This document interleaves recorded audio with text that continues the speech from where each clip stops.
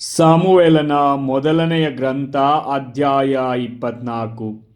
ಸೌಲನು ಫಿಲಿಸ್ಟಿಯರನ್ನು ಓಡಿಸಿ ಹಿಂದಿರುಗಿದಾಗ ದಾವೀದನು ಎಂಗೈದಿಯ ಮರುಭೂಮಿಯಲ್ಲಿದ್ದಾನೆಂದು ಅವನಿಗೆ ತಿಳಿದು ಬಂದಿತು. ಆಗ ಅವನು ಇಸ್ರಾಯೇಲರಲ್ಲಿ ಶ್ರೇಷ್ಠರಾದ 3,000 ಮಂದಿ ಸೈನ್ಯವನ್ನು ಆರಿಸಿಕೊಂಡು ಕಾಡು ಗುರಿ ಬಂಡೆಯಲ್ಲಿದ್ದ ದಾವೀದನನ್ನು ಅವನ ಜನರನ್ನು ಹುಡುಕುವುದಕ್ಕಾಗಿ ಹೊರಟನು. ಮಾರ್ಗದಲ್ಲಿ ಕುರಿಹಟ್ಟಿಗಳ ಬಳಿಯಲ್ಲಿ ಒಂದು ಗವಿಯನ್ನು ಕಂಡು ಶೌಚಕ್ಕಾಗಿ ಅದರೊಳಗೆ ಪ್ರವೇಶಿಸಿದನು. ದಾವೀದನು ಅವನ ಜನರು ಅದೇ ಗವಿಯ ಹಿಂಗಡೆಯಲ್ಲಿ ಅಡಗಿಕೊಂಡಿದ್ದರು.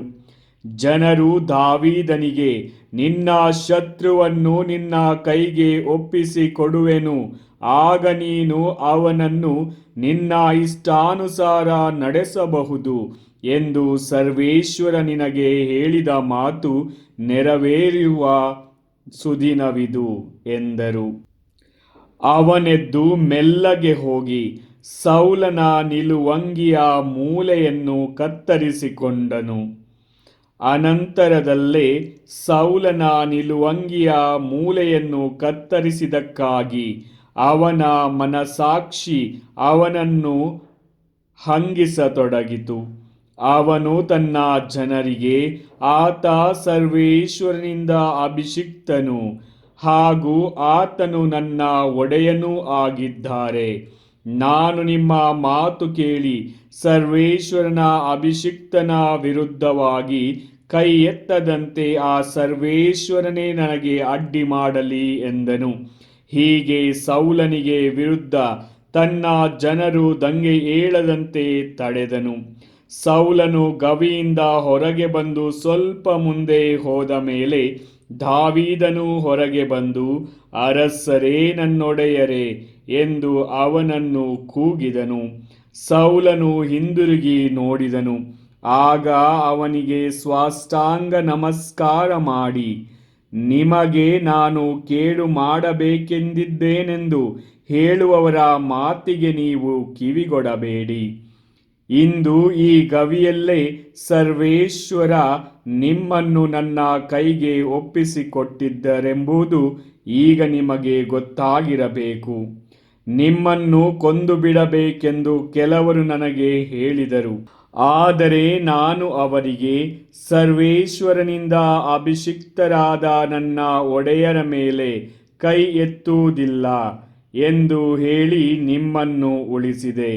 ನೀವು ನನ್ನ ತಂದೆ. ಇಗೋ ನೋಡಿ, ನನ್ನ ಕೈಯಲ್ಲಿ ನಿಮ್ಮ ನಿಲುವಂಗಿಯ ತುಂಡು ಇದೆ. ನಾನು ನಿಮ್ಮನ್ನು ಕೊಲ್ಲದೆ ನಿಮ್ಮ ನಿಲುವಂಗಿಯ ಮೂಲೆಯನ್ನು ಕತ್ತರಿಸಿಕೊಂಡೆನಷ್ಟೇ. ಇದರಿಂದ ನನ್ನಲ್ಲಿ ಯಾವ ದೋಷವೂ ಅಪರಾಧವೂ ಇರುವುದಿಲ್ಲ. ನಾನು ನಿಮಗೆ ವಿರುದ್ಧವಾಗಿ ದ್ರೋಹ ಮಾಡಲಿಲ್ಲ ಎಂದು ತಿಳಿದುಕೊಳ್ಳಿ. ಆದರೂ ನೀವು ನನ್ನ ಪ್ರಾಣಕ್ಕೆ ಹೊಂಚು ಹಾಕುತ್ತಿರುವಿರಲ್ಲವೇ?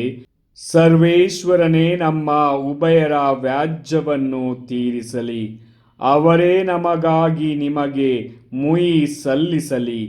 ನಾನಂತೂ ನಿಮಗೆ ವಿರುದ್ಧವಾಗಿ ಕೈ ಎತ್ತುವುದಿಲ್ಲ. ಇಸ್ರಾಯೇಲರಲ್ಲಿ ಕೆಟ್ಟವರಿಂದಲೇ ಕೆಡುಕು ಎಂಬುದಾಗಿ ಹಿರಿಯರಿಂದ ಬಂದ ಗಾದೆಯುಂಟು. ನಾನು ನಿಮಗೆ ವಿರುದ್ಧವಾಗಿ ಕೈ ಎತ್ತುವುದಿಲ್ಲ. ಇಸ್ರಾಯೇಲರ ಅರಸರೇ, ಯಾರನ್ನು ಹಿಂದಟ್ಟಿ ಹೊರಟಿದ್ದೀರಿ? ಯಾರನ್ನು ಹಿಡಿಯಬೇಕೆಂದಿರುತ್ತೀರಿ? ಸತ್ತ ನಾಯಿಯನ್ನೇ? ಒಂದು ಬಡ ಸೊಳ್ಳೆಯನ್ನೇ? ಸರ್ವೇಶ್ವರ ನ್ಯಾಯಾಧಿಪತಿಯಾಗಿ ನಮ್ಮಿಬ್ಬರ ವ್ಯಾಜ್ಯವನ್ನು ತೀರಿಸಲಿ. ಅವರೇ ನೋಡಿ ನನ್ನ ಪರವಾಗಿ ವಾದಿಸಿ ನನ್ನನ್ನು ನಿಮ್ಮ ಕೈಯಿಂದ ತಪ್ಪಿಸಲಿ ಎಂದು ಹೇಳಿದನು.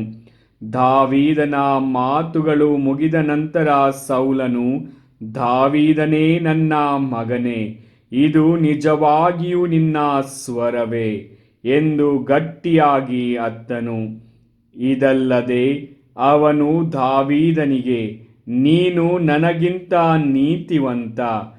ನಾನು ನಿನಗೆ ಕೇಡು ಮಾಡಿದರೂ ನೀನು ನನಗೆ ಒಳ್ಳೆಯದನ್ನೇ ಮಾಡಿದೆ. ಸರ್ವೇಶ್ವರ, ನನ್ನನ್ನು ನಿನ್ನ ಕೈಗೆ ಒಪ್ಪಿಸಿಕೊಟ್ಟರೂ ನೀನು ನನ್ನನ್ನು ಕೊಲ್ಲಲಿಲ್ಲ.